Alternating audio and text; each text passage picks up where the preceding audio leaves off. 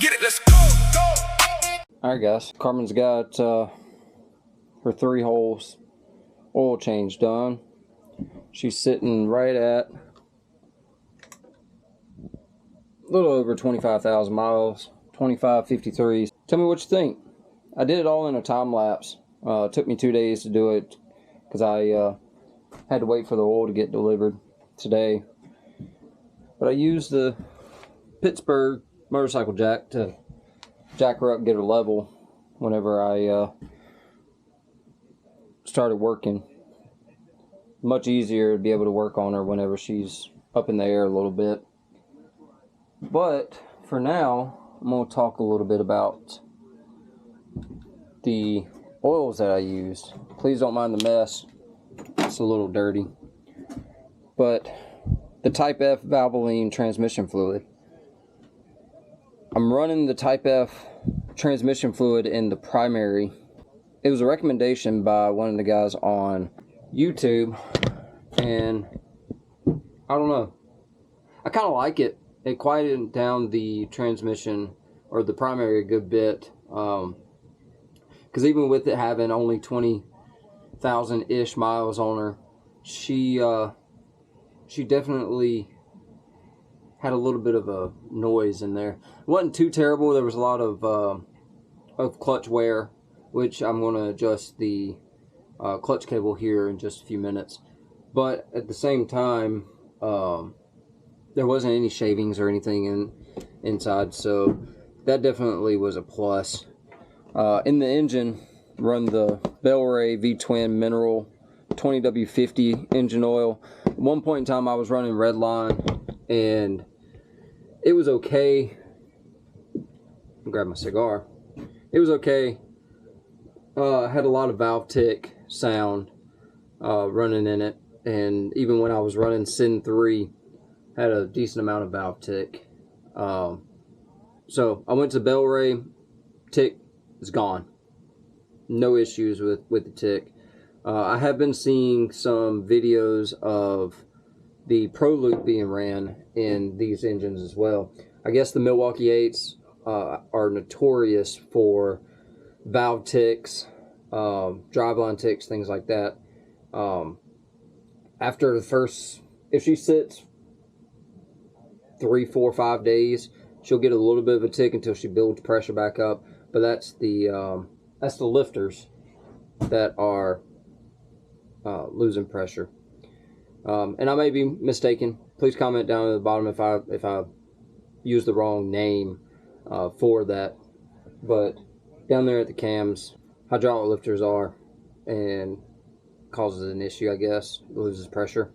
I don't know. I don't know anything about these bikes. I'm still learning, so I'm just trying it out. With the transmission oil, the Big Twin Bellray, I've started running it. It only took a little less than a quart. There's kind of a mixed information that I found online. The manual says that you can check the transmission fluid while it's upright. Some people say that you need to check it while it's on this jiffy stand. I filled it up until it was full upright because I'm riding the bike upright, obviously. So I'm going to check it while it's upright. When I checked it, when I put the oil in, I filled it up until it was full. I usually go in between the half mark on the jiffy stand.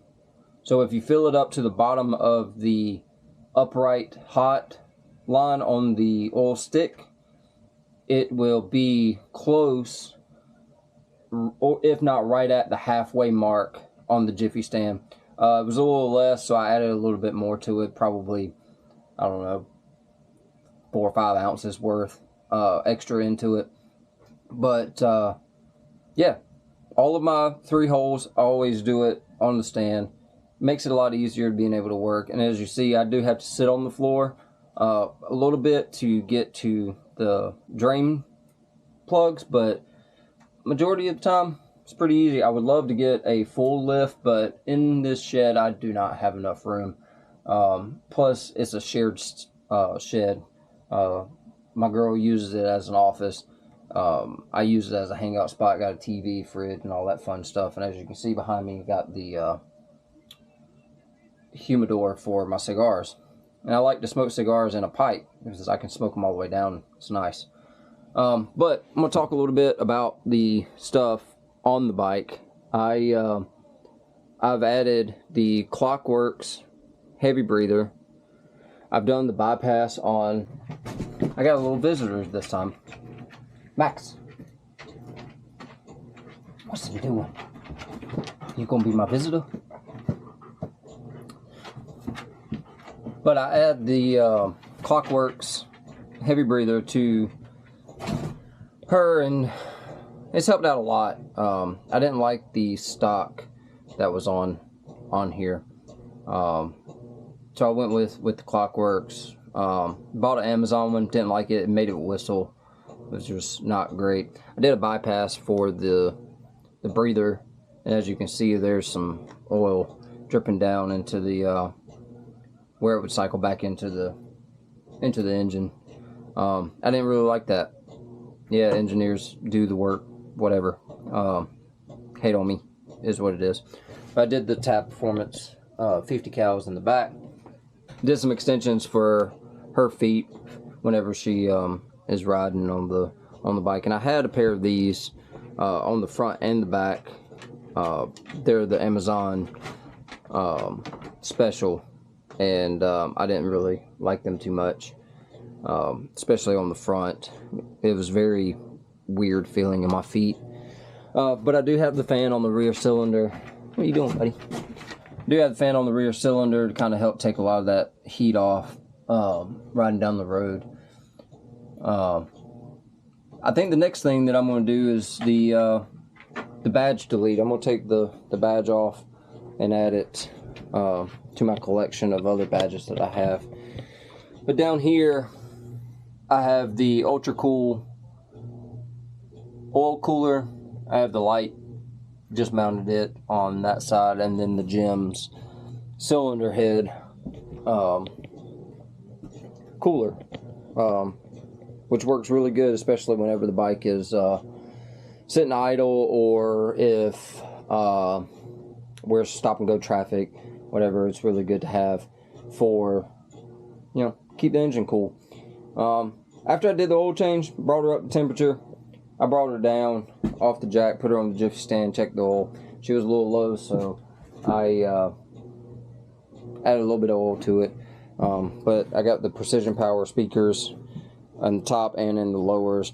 Those lowers are great. TCMT off of Amazon. Yeah, Amazon's not very good as far as its quality on some things, but at the end of the day, it works.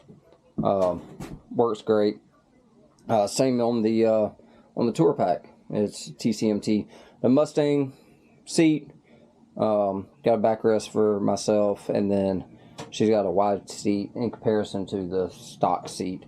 So it's good. It's a good bike. I enjoy her.